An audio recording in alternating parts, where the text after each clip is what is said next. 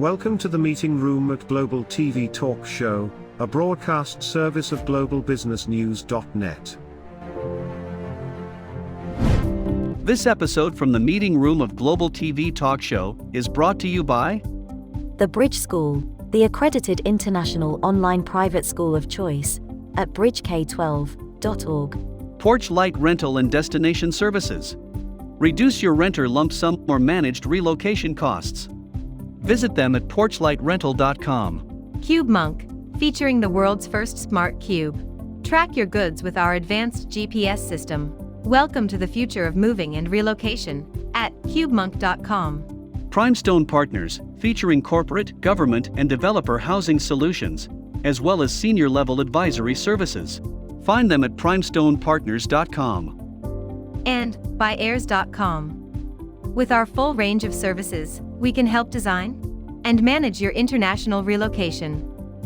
Find us at heirs.com. Insured Nomads provides protection and peace of mind with health insurance, travel insurance, group, or tailored insurance for the globally mobile.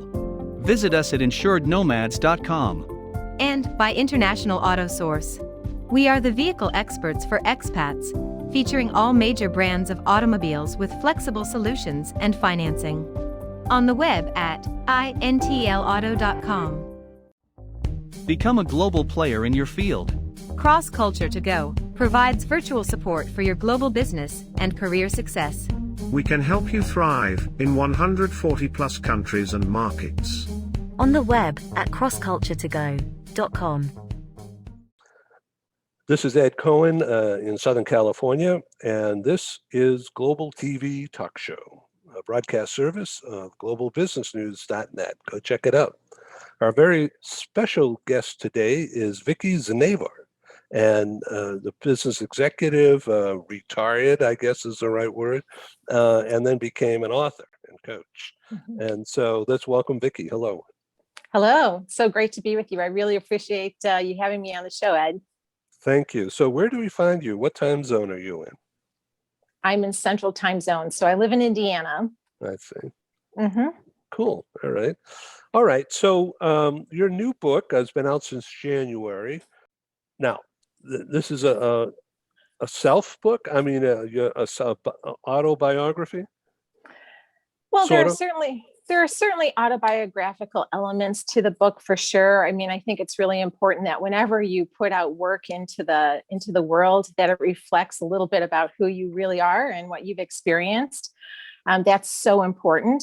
So yes, but I also did a lot of research. So as I embarked upon writing about authenticity, it really wasn't the topic that I intended to write about, but I was encouraged to write about something that I knew a lot about and that I exhibited in my everyday work life. So what I did was I actually talked to colleagues, friends, family members, et cetera. And I said, can you tell me what you think the hallmark of my leadership has been over a 4-decade career? And time again, what came back to me was, you're a really authentic person. We always felt that we could be ourselves with you and that you were always being yourself with us. So I thought, okay, well, that's a great place to start. Then I started. Oh, yeah. Go ahead, Ed. Well, I was going to ask you, is that background mainly in the banking business? Well, so my work life predominantly has been in consumer packaged goods. I was at Sara Lee Corporation for 26 years. And then I made the unlikely switch to banking. So at Sara Lee, I had a number of careers. I was in tax, acquisitions, treasury. And then I went into banking and change management also at Sara Lee. And then I went over to banking and I got into learning and development. And I had predominantly HR roles. And then I went over to become a chief human resources officer for what was at the time the private bank, which was acquired about 3 years ago by CIBC in Canada. Oh, interesting. Wow. Yeah. So at that level, you had a lot of internal growth, I'm sure, inside, personal growth. Absolutely. Because you're a mom and you've got a life outside of the office. So how did you How do you manage all of that, if I may ask?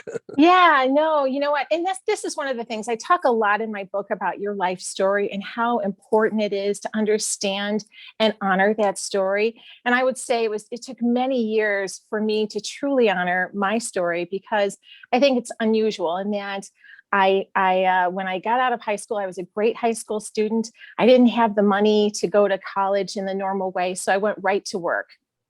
Back then, this was the late 70s, you could get a decent job without a college degree. And that's what I did. And then when I was 21 years old, I started going to night school. So, but by that time I was married, or by 23, I was married. I had kids at 20, started at 25. So I went to night school for 15 years, just consistently taking a class, one semester at a time, grueling effort. And then, so I had children, I worked full time, and I went to school as well.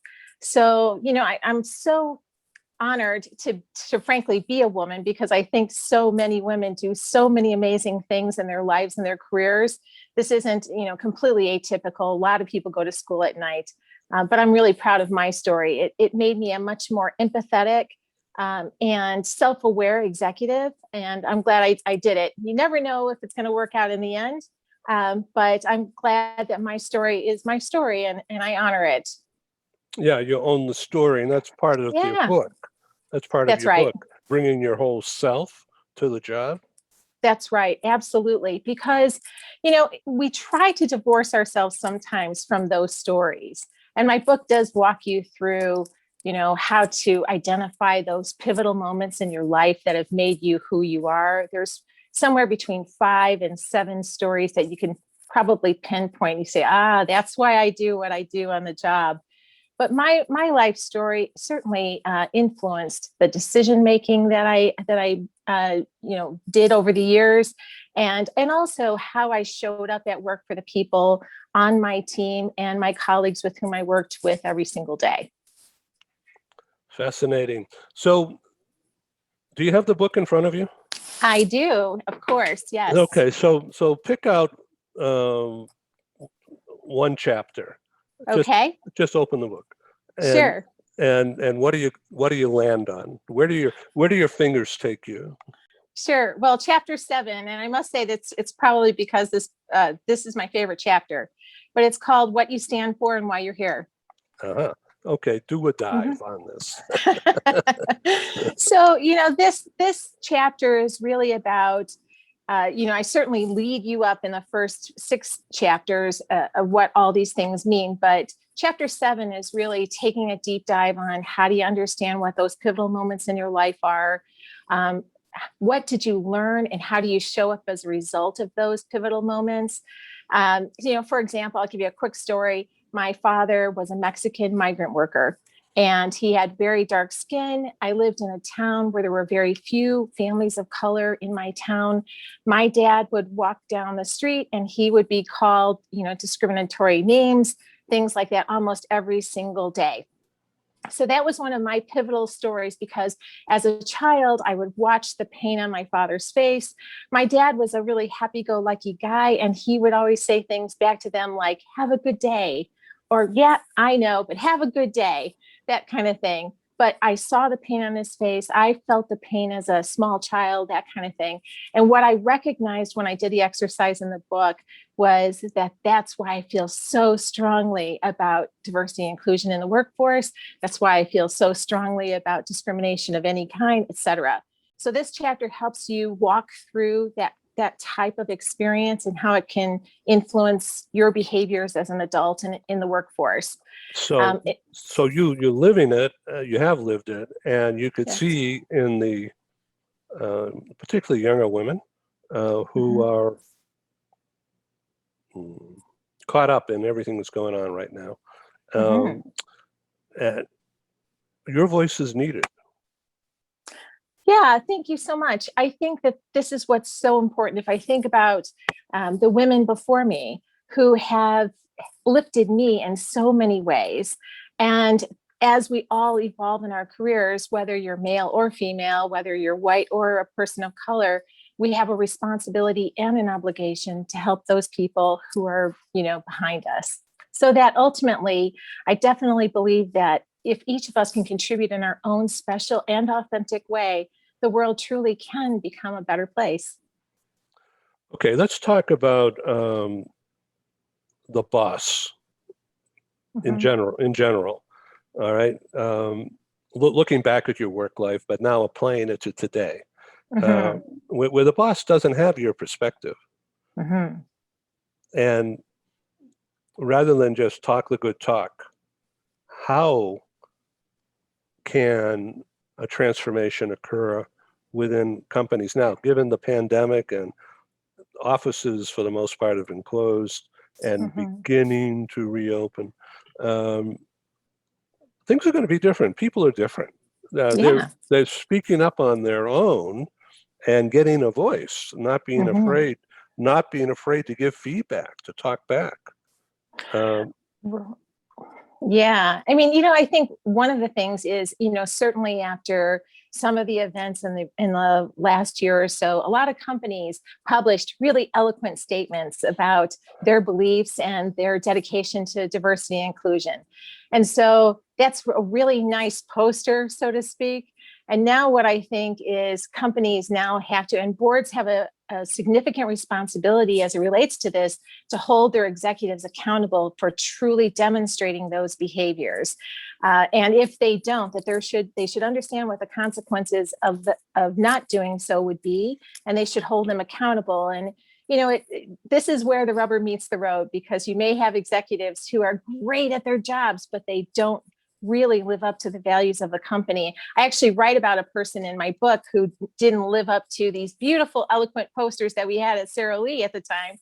And not only did he not get let go, but he got promoted. And that happens all the time. And I think that people now have a much stronger voice, and thank goodness they do, to actually speak up and insist upon and have a route for making their voice heard at organizations. so to what extent, that's a good one, Paul, thank you. Um, so to what extent um, did you have, and do you counsel now to younger women in the workplace to reach out to, above their direct report Mhm. manager, and that's at some risk? Right, for sure, absolutely. I think, first of all, there are some, in every organization, there are some amazing executives who actually do encourage people to speak up. Now, companies have much more sophisticated diversity and inclusion business resource councils. Those give people a voice as well. And then I think, I'm sort of coming up with the next book, if you will. But I do think that it's so important that leaders and executives start really reflecting on whether they're encouraging their people to truly speak up, to be authentic. I mean, I used to have something that I would say to my team members all the time. I could see somebody sitting across the desk and they'd say things like, well, and women do this a lot, I really shouldn't say this, but, and I would say, you have to say it. So don't edit yourself. I want you to just say what you have to say. And when more executives can get to the point of to that perspective, and to get to that belief that that's what they're going to do, that they have to be willing to hear what's going to come back to them, and do something about it. Yeah. It's going to take time. It's taken longer than I hoped it would, and it's going to take some more time too. Because of the pandemic and working from home, and the relationships between me and my boss is different. It Mm-hmm. could be better, Mm-hmm. because of empathy and because of just extending deadlines, or just, you know, things just don't count the same way when people are under great stress, and Right. everybody's under it and can't fake it. Yeah. So Yeah. how, now that things are opening up, and there will be some kind of hybrid probably in most companies, Mm-hmm. um, but I think work from home is going to be prevalent Oh, Uh, yes. so how do you manage people in that situation? How do you measure performance? Mm-hmm. So it's interesting that you would ask that. And I know, Ed, you like working from home. I listen to some of your podcasts. I like working from home too. Extreme introvert on my part. Yes, of I course. love being I in my know, that's office. it. It's great. Right. And you're right, work is different. But I will say, and this goes back even to my Sara Lee days back in the early 80s. I was the first person that they allowed to work one day at home Good for you. with children. And what I have always said and always believed is that if you can trust somebody sitting in an office to do their work and you're measuring their performance in a way that makes sense for your organization and for your team, then you can do it if they're working at home. Because if they work diligently, it doesn't matter where they are. And measurement is measurement. I mean, you have to stick to what is it that what are our key goals? And this is another thing, is that I think organizations predominantly are terrible at goal setting. So I've always been really passionate about performance management and that type of thing. And goal setting is just not a strength at most organizations. So I think that's another opportunity for leaders to truly set objectives that really mean something, to see their people as humans. And this is one thing that with the pandemic, I think it has been helpful to see people inside their homes. You get a snapshot of their lives.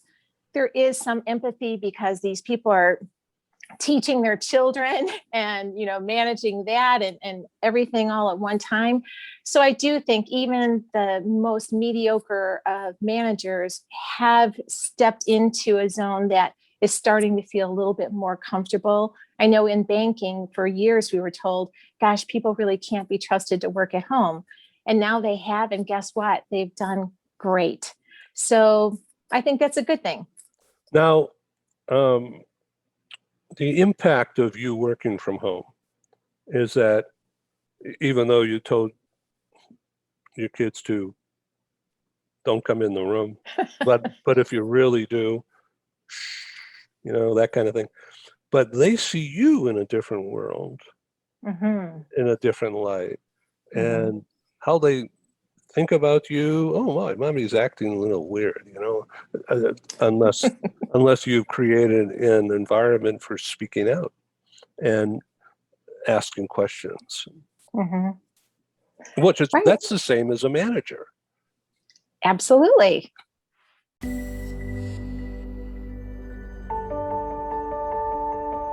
Something that's really neat is that the Bridge School partners with various organizations to provide learning for their students.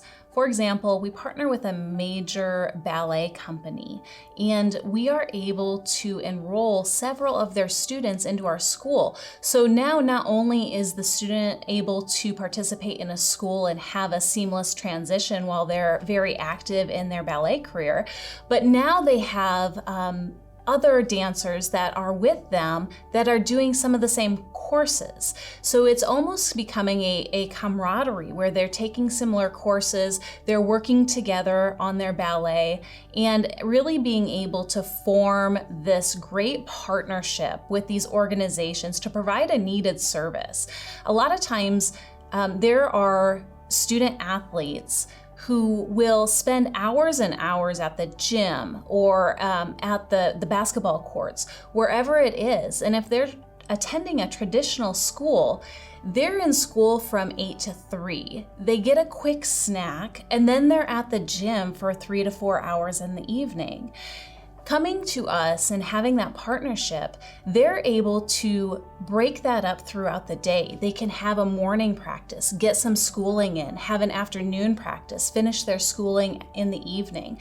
So there's that flexibility. And additionally, if there are tournaments or performances, it's fantastic because if there's a week where they have shows straight through, they can take that week off of learning and then pick back up when they're done. So it offers this great flexibility. And for the program owners of these sports leagues, it is a win-win situation for them because they see this need. They see this need that their students need to make sure that they are obtaining the grades necessary to be successful adults in our country and in other countries.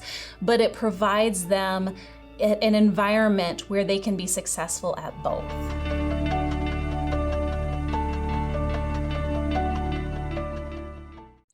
So let's talk about another chapter. Sure. Say towards the end of the book. Sure. Well, the end of the book is really bringing it all together. So I walk you through those pivotal life stories. I walk you through how to identify your values, because once you know your values, you understand what you're going to stand up for and what you're going to not stand for too. And then I walk you through how to take those elements and then think about your purpose and create a purpose statement. So really the end of the book is about, the last chapter is called 100 Ways to Authenticity. And it's really just 100 quick things that you can do to just start practicing being more authentic. For example, I think that a lot of times it's like muscle building. If you can just start practicing something really simple, like saying no when you mean no. Don't say maybe or I'll think about it. Say no and stick to it. When you do that, then you can start saying, oh, you know what? I said no and I didn't get fired. And, if our relationship is still intact, okay, I can say no. So it's things like that, think about, another of the ways to be authentic is think about one thing that you're proud of about yourself at least once a week. And oh, go ahead, Ed. Well, in your experience, when you went through all of that, and one of your senior bosses was looking at this, all right, and said, I don't like what you did, or I don't understand it. Tell me more about it. But it was a pushback, in nice words. But so how do you deal with that? And then how did that improve the relationship? Probably, but I want to hear it from you because of how it was handled between the boss and the reporters. Yeah, I mean, that's you're going to have situations where there is tension between human beings. It's whether that person is a colleague or your boss or whoever. So I think it's, getting into the habit of speaking your mind politely. And then, it's a two-way relationship, listening to what they have to say. You speak your mind. Hopefully they listen to what you have to say. That's not guaranteed. So I always say you cannot control someone else's reaction to what you say. You can control what you say, what you mean, how you say it. And that's all you can do. But if it's really important, it's important that you say it. It's better that than to walk around saying, oh my gosh, my boss is terrible. Some people just quit an organization and their boss never really even knew what happened. So, I think I've practiced that from a pretty young age, speaking up. So is there a chapter in your book with this slogan? I'm not going to say it right, but you never know how someone else is going to take something that you think of one way. Mm-hmm. There are certainly themes like that throughout the book, Ed. Yeah. And a lot of stories, I tell a lot of stories from my own career, from other people's perspectives that would make that point for the reader. So, Vicki, what's next? Well, I've just started a coaching practice and I'm really excited about that. I mean, I think about my own purpose. So I always feel that I'm my best when I can love, inspire, help, and enable others to awaken their authenticity and bring their purpose to life.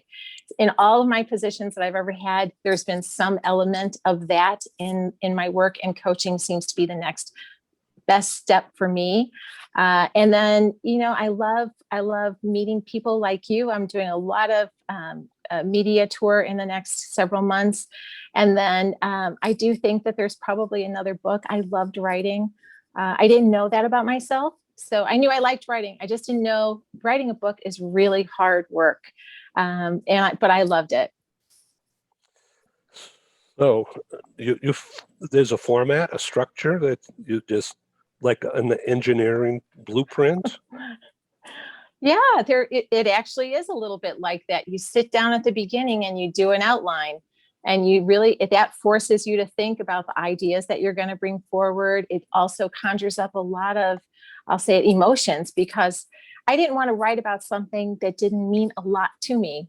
And so there were a lot of hard looks in the mirror about, what do I want to really deliver to the reader? And am I doing it? And, rinse, repeat, keep doing that over and over again for 7 months.